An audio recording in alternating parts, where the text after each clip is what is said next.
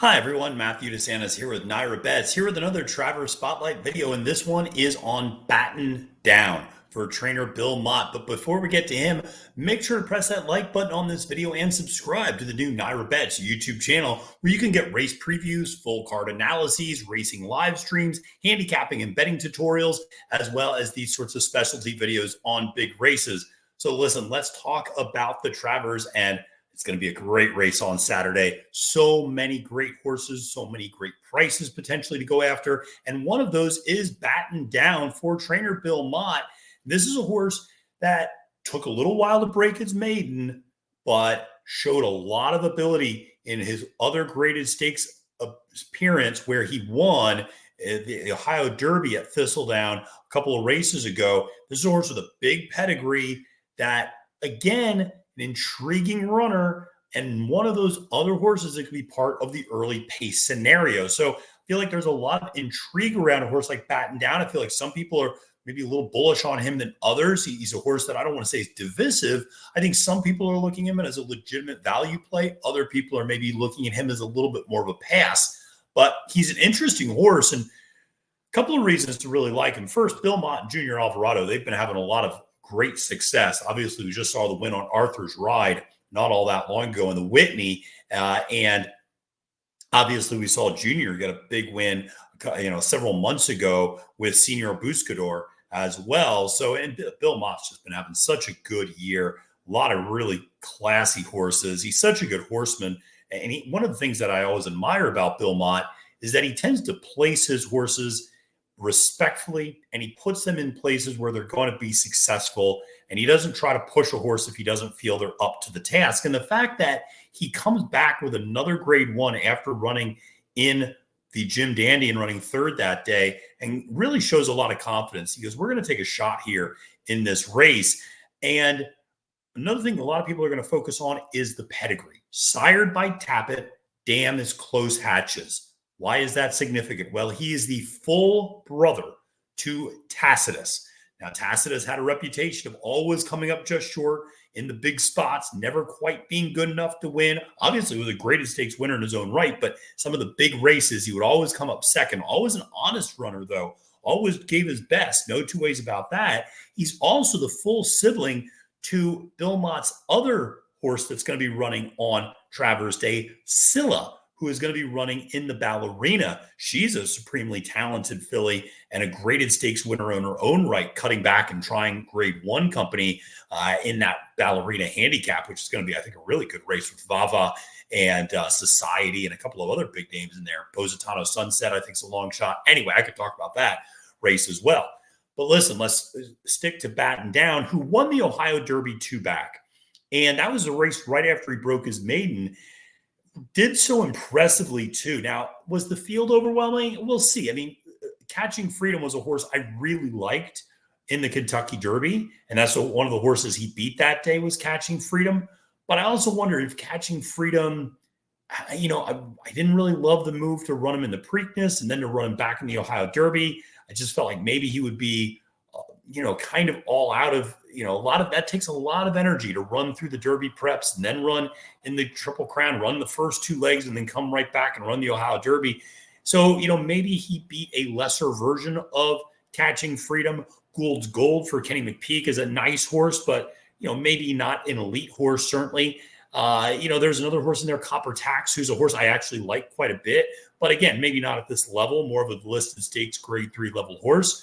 But listen, Batten Down last time out, goes and runs in the Jim Dandy, doesn't get the most comfortable trip that day, and kind of gets pinched back a little bit at the start. And, also ends up weaving around a little bit in traffic, honestly, doing his best Sierra Leone impersonation in terms of coming down the stretch. But here's the critical part about him is he broke his maiden at 1.25 miles. So he can do the distance. And I think that is something you cannot undervalue. Just last week, we saw a horse just basking, finished third in the Alabama for the fillies. And she was a horse I wasn't really that sure about. And you didn't have necessarily the performances, and she was kind of stepping up in class a lot. But one thing she had was she won at 1.25 miles. And son of a gun, if at the end, isn't she coming running? And she finishes third by about a length behind that really thrilling finish between Candied and Power Squeeze. But she was right there with Chris Landeros aboard. So, again, the ability to do it at the distance, I think, is something you cannot undervalue. And certainly the pedigree would suggest she can handle the distance in this regard. Let's talk a little bit more about her running, or his running style, and some of the ability that Batten Down has in this race. So it took a little while to break his maiden. And, typical Bill Mott fashion, doesn't rush it, but goes to the big time races, is Gulfstream Park for the championship meet. Actually, it runs against Corporate Power in that debut race, who finishes fourth. That was another race. That was a huge race in a lot of ways, because you had Speakeasy, who's going to be running in the H. Allen Jerkins. You also had Victory Avenue in that race. You had a lot of really good horses in that race. So that debut was very informative. Comes back, actually finishes second to Corporate Power in the next start, and runs a really good race there, though. Then comes, and it doesn't quite run quite as well at Keeneland, finishes third, though, another close-up race, finally breaks the maiden, going a mile and a quarter, and doing it on the front end. I think that's the one thing to really see. This horse runs a little bit different when he's up front, and was able to do that at Churchill Downs that day. And even look at the failed maiden in the second start, got out up front, almost won that day. Now, he can pass horses, okay? He's shown that, at least at the maiden level, that he can pass some horses. He did it in his third start, although he's much more of an even runner in this regard. Still, did it in gate-to-wire fashion at Churchill, going a mile and a quarter, then goes to Thistledown, steps up immediately into Grade 3 company, which I think shows you what Bill Mott thought of this horse. Clearly, this horse always had talent. Judd Mott, homebred. So there are tons of talent here.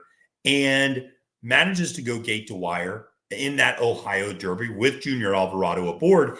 And one of the things that I think is so interesting is if you look at those two victories, and those are the only two victories that Batten Down has, notice not just his running style in terms of being up front, but notice how many lengths ahead of the second place horse he is. It's not just that he's up front. He's up front by a significant margin. In that Ohio Derby, he was up by 6 lengths. Nobody was making him run 111-1 to the 6 furlong mark, or 46-4 to the half. He was running those fractions because he wanted to. Similarly, at Churchill Downs, he's sitting there 2, 4, 8 lengths up in that race at different various points. Now, it should be pointed out, both those were speed favoring tracks that day, getting out up on the front end, getting kind of the perfect trip and the perfect setup in this regard, and kind of dictating your terms up on the front end. Then goes to the Jim Dandy, big class test. You're facing Sierra Leone, you're facing Fierces, you're facing a lot of good horses. But he finishes third that day. I thought he held his own in a lot of ways. Yes, he faded late a little bit. He didn't necessarily get the trip he wanted. He was kind of pinched back, I think, a little further than he would have ideally liked. Obviously wants to try to get to the lead if possible, but still manages to finish third in that race out of 6. And I think shows he belongs in this conversation. The question for Batten Down, and the bigger question for Junior Alvarado, is what are you going to do when the gates open on Saturday at around 6:10 p.m.? And that's a question we won't have the answer to until around 6:10 p.m. on Saturday afternoon, because I think there's intentionality. My colleague at NYRA, Andy Serling, said, listen, Fierceness, Sierra Leone, Torpedo Anna, those are the 3 fastest horses in the race. I don't disagree with that. They are the 3 fastest horses in the race. But, and there's always a but, there's something about intentionality. Intentionality. What is your intention? And how hell-bent are you on getting to the front? Because that's a legitimate question. We saw a race last week, the Alabama. There was a horse, Neon Icon. Neon Icon was the number 8 horse in that race on the far outside. Now, if you looked at the time form pace projectors, if you looked at what that horse had done in terms of fractions, you would say there's no chance this horse ends up front. And yet, the only time that horse won, it was close to the pace, but it was a slow pace. Coming out of the gate, what does Neon Icon do? Gun it. Now, she wasn't fast enough. She just wasn't naturally fast enough to get to the front, but she kind of mucked up the early pace situation because there was intentionality there to try to get to the front as hard as she did. I wouldn't be surprised if Junior tries to do the same thing. We just saw him win on Arthur's Ride in gate to wire fashion in the Whitney in a big spot. He's an aggressive jockey. He knows that this horse has never won any other way. And the only way this horse knows how to win is up front and to get loose. And he can run some fast fractions. He's not a slow horse. Okay. This is not a horse milking out fractions. He can go when he needs to. Is Dornick faster if you just put them next to each other, no riders, and just said go? Probably. Is Fierceness faster? Probably. But again, intentionality is so key. And listen, Luis Saez is going to be intentional on Dornick. He's going to want to get to the front because he knows Dornick needs to get to the front. But at the same time, Louis also knows what he did in the Belmont, where he sat off of Seize the Gray. So he can sit, okay? That's possible. You could sit off that pace. If Batten Down's really hell-bent on getting to the front, Dornick can sit off of that. Now, the question is, what's Fierceness do, right? On the far outside then. He's now stuck wide or has to take back and actually go behind horses. That seems unlikely. The point I'm getting at here is Batten Down's a horse that can really have an impact on the pace situation in this race. It's one of the reasons I don't necessarily buy the argument that Unmatched Wisdom is simply a rabbit for Sierra Leone, because I think there's plenty of other pace scenarios in this race to press a pace and to make it a hot early fraction. Batten Down's one of those. Like I said, how hard Junior decides to send out of that gate. And some of this you won't know until they break. Who breaks well, who breaks who just catches a flyer out of the gate, etc. Who has that natural speed to get to the front. Batten Down has a lot of speed, clearly has a lot of ability, has the ability to get the mile and a quarter. The question is, can he do it while being pressed? I think that's the bigger question, because in those two victories, he was clear open lengths of anybody else. That's not going to be the case. I can guarantee you that. He might be able to get to the lead, maybe, but even if he's there, he's getting hounded by Dornick, by Fierceness, by Torpedo Anna, by Unmatched Wisdom. He's not going to get an easy lead like he did in those other two races. I think that's one of the reasons maybe I'm a little bit more skeptical about him. But if you go, well, listen, Matthew doesn't need to go to the lead, maybe he takes back. He hasn't really shown the ability to win doing that. And again, while he's passed maybe a horse or two late when he's been rating off the pace, he's not a horse that dynamically passes other horses, particularly at this level, I have a feeling. I think he's a need-to-lead horse, at least at this point in his career, rating off of this pace and behind this pace. Maybe he can run for third or fourth in that regard. Maybe his pedigree kind of kicks in and he's able to enjoy that mile and a quarter and he's able to pick off some tiring horses late. So if you were able to convince me to use him in some deeper vertical exotics, I wouldn't hate you. I would understand where you're coming from here. But I have a hard time seeing a path to victory for Batten Down in this spot, though I think he's a very talented runner. And quite frankly, I look forward to seeing him as a 4-year-old because I think Bill Mott's going to do a good job with him. And he's the type of horse that I like seeing come back at 4 because I think his best races are still ahead of him. All right, well, that'll do it for Batten Down. Thank you so much for watching this Travers Spotlight series. Make sure to check out all of our other Travers Spotlight videos on the other 7 contenders in this race. Make sure to check out our race previews. I got Acacia Clement talking about the Sword Dancer and the Personal Ensign, as well as Capping the Card, where myself and Daily Racing Forum's David Aragona go through all 14 races on the Travers Day card and give you our top pick and our top value play. All right, friends, my name is Matthew DeSantis, wishing you a great and prosperous day at the races and reminding you that it's now post time.